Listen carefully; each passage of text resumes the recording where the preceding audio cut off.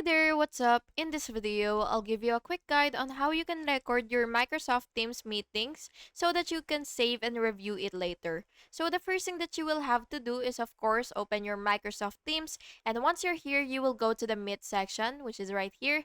And what you will do is join a meeting, and what you will do is join now and wait for it to connect.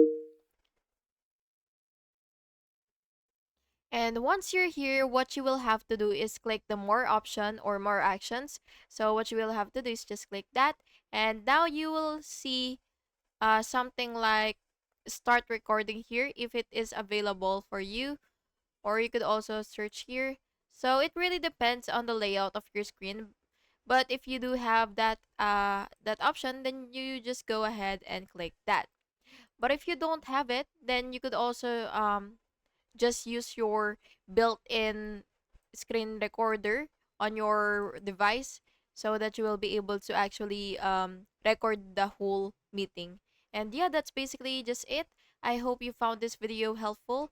And by the way, another tip, you could also use OBS Studio for this if you want to. And yeah, that's it. Thank you so much again for watching, and I hope you have a nice day.